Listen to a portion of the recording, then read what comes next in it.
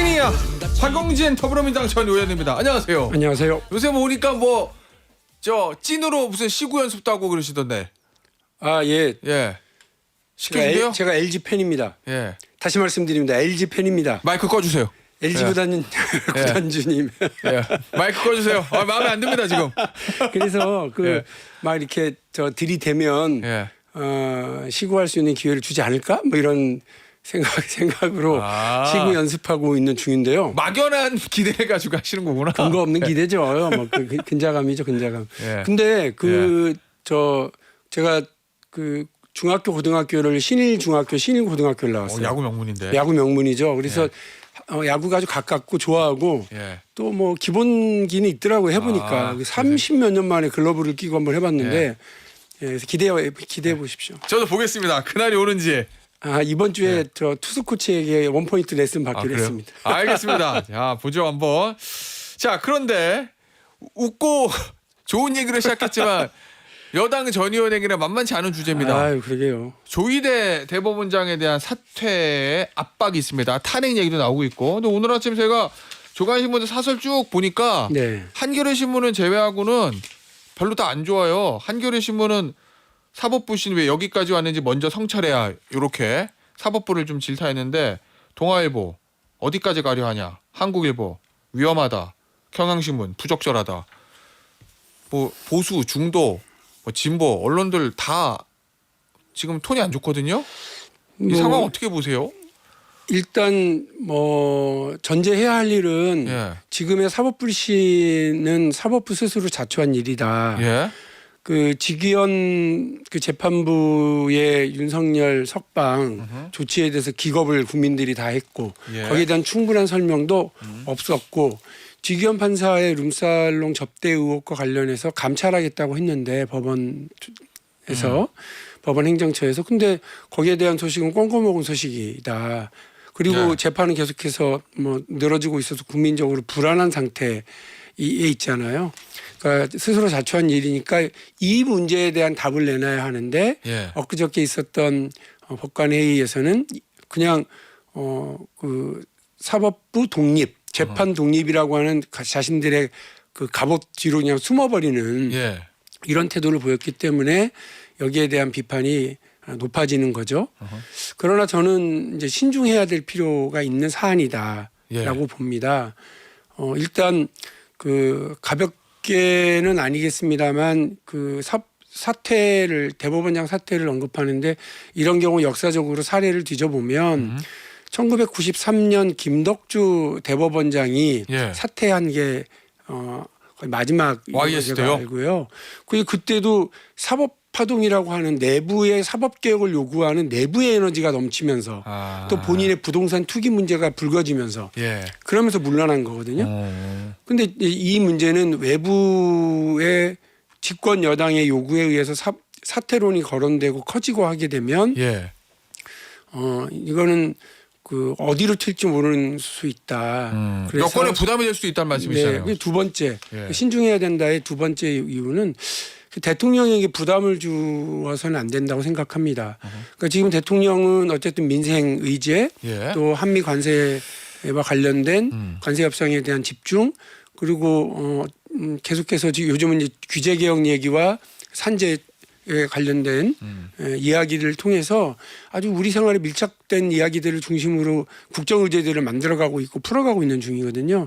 근데 지금 오늘 모든 신문의 사설 톱이 이제 이 문제로 되고 또 일면에 이게 배치되는 거기에 되는 건 여의도발 정치 이슈가 대통령에게 부담이 되어서는 안 된다는 생각이 듭니다. 자, 그런데 사법부에 문제가 있다는 걸 지적하시면서도 2주 전에 저랑 출연해서도 신중해야 된다 얘기를 하셨고 지금도 그 입장이시잖아요. 신중해야 된다. 근데 여당은 지금 톤이 계속 올라가거든요. 법사위원장뿐만 아니라 당대표도 물러나라. 탄핵이다. 이렇게 얘기가 나오는데 더 세지고 더 빨라져요. 그건 왜 그런다고 보세요? 어쨌든 제가 신중론을 계속 말씀을 드리면 그 이 탄핵이라고 하는 게 그 대법원장 탄핵도 헌법 65조 2항에 따라서 그냥 과반이에요. 그러니까 더불어민주당이 혼자 마음만 먹으면 언제든지 탄핵 소추가 가능한 숫자 일입니다. 그렇죠. 예. 그러나 우리가 이전에 탄핵을 했을 때는 다 야당 시절이에요. 예. 정부 여당이 탄핵을 하는 경우는 야당 시절에 했었던 탄핵과는 그 무게와 파급력이 다 다르다. 그렇기 때문에 이 전국 대통령의 국정 운영에도 많은 부담이 될 거다라고 말씀을 드리고요. 예. 그래서 제가 일단 사법부의 반대다 탄핵. 예. 사법 불신에 대해서는 그 이제 저도 괴를 같이 하지만 예. 그 정치적으로 이걸 핸들링해가는 과정은 신중해 달라라고 말씀을 이제 드리는데 예. 사퇴론을 얘기하는 것까지는 저희가 볼 때는 그 정치적으로 표현을 하면 그 프라이팬에 요리 재료를 올리고 이렇게 약간 예. 예. 요리를 하는 과정인 거예요. 그러니까 이건 여러 가지 방식으로 풀어낼 수 있는데 이제 탄핵이라고 하는 사안으로 절차로 넘어가게 되면 그냥 끓는 기름에 다 부어 넣어버리는 거거든요. 그러면 다 튀겨지는 거지 요리가 되는 건 아니기 때문에 예. 그 이제 그 사태를 통해서 우리 더불어민주당이 요구하는 사법개혁과 이런 것들을 좀 절차적 제도적인 이런 부분에서 협의를 해나가기 위한 사전 정지 작업으로 이해할 수 있지만 예. 이것도 신중해야 되지만 그 탄핵으로 넘어가게 되는 예. 과정은 이거 사퇴와 탄핵을 동시에 언급하는 건 저는 예. 알겠습니다. 위험할 수 있어요. 이 부분에 대한 대통령실 입장은 어떻다고 보세요? 어제 이제 두 가지 버전. 1. 원칙적 공감설. 2. 아무런 입장 없다설. 두 가지 설이 있어요. 강주정 대변인이 이제 브리핑을 한번 수정을 했죠. 의원님은 대통령실의 진짜 생각은 어디 있다고 보십니까? 그 뭐 하여간 특별한 입장이 없다는 네, 저는 공감합니다. 수정 후설이요? 예. 아무런 입장 없다. 근데 앞에서 원칙적으로 공감한다 얘기를 해가지고 본인이 뭐 나중에 공감은 그게 아니라 다른 사퇴 공감이라고 요구에 얘기는 공감한다라기보다는 예. 설명하는 걸 들어보면 사퇴 예. 요구가 아니라 사법부에 이런 불신이 있는데 예. 그 이제 입법부에서 볼 때 여러 가지 불만이 있다. 예. 여기에는 원칙적으로 공감하지만 사퇴와 관련해서 묻는다면 예. 이거는 특별한 입장을 갖지 않는다. 근데 문제는 의원님 아침에 조간신문 쭉 보니까 대부분의 신문들이 어제 강유정 대변인이 오독하지 말라 이렇게 얘기했는데도 대통령실의 원칙적 공감설에 무게를 두고 있는 것처럼 기다렸다 쓰거든요. 제목을 그렇게 뽑아요. 제가 앞에 지금 대통령한테 국정 운영에 부담 주지 말자고 그랬는데 저한테 자꾸 왜 다른 얘기를 물어보세요. 대통령실이 예. 두 번이나 이렇게 브리핑을 했으면 예. 두 번째 한 게 더 정확하게 그렇게? 그 입장을 받아달라 이렇게 알겠습니다. 얘기하는 거죠. 아니 왜냐하면 대통령이 사실은 야당 대표 때도 그런 얘기 많이 했잖아요. 아니죠. 대선 과정에서도 검찰개혁, 사법개혁 다 해야 되는데 우선순위는 뒤로 갈 수밖에 없다. 더 급한 게 있으니까. 먹고 사는 문제죠. 예. 인생이에요. 실제로. 그걸 제대로 예. 해내지 못하면 그러니까 정치 지도자, 예. 대통령, 나라를 책임지는 사람은 어쨌든 국민들의 먹고 사는 문제를 해결하는데 제 1순위죠. 그런데 지금 여당이 움직이면 안 그렇잖아요. 그래서 제가 그 국정 운영 부담 설 말씀드린 거고 대통령한테 부담 주고 있다 여당 그리고 지도부가. 정치적으로 어떤 뭐 그 정치 전술상 그 사태 정도는 언급하고 압박을 위한 수단으로 쓰고 예. 프라이팬에 올려서 이렇게 저렇게 재료를 예. 넣고 할 수는 있지만 예. 이제 탄핵으로까지 언급해 가는 건 정말 신중해야 된다. 그 검찰개혁하고 사법개혁은 좀 또 다른 문제인데 국민들이 보기에도 이 사실은 이게 너무 세게 몰아치면 역풍이 불 수도 있잖아요. 지금 여권의 방식대로 하면 이른바 뭐 검찰개혁도 물론이겠지만 사법개혁까지 성공할 수 있다고 보세요? 저는 그러니까 제가 요즘 자주 드리는 말씀인데 우리 민주당의 이제 의원님들이나 지도부가 뭐 제 말씀을 들을지는 모르겠습니다만 그 이순신 장군의 전술을 좀 배우자. 뭐요? 하도 많아가지고. 예, 이순신 사기친 아니면은 열기척. 이순신 장군이 예. 23전 23승을 했다고 하잖아요. 예. 근데 이순신 장군이 이렇게 근접전 을 한 적은 명랑 딱 한 번이었어요.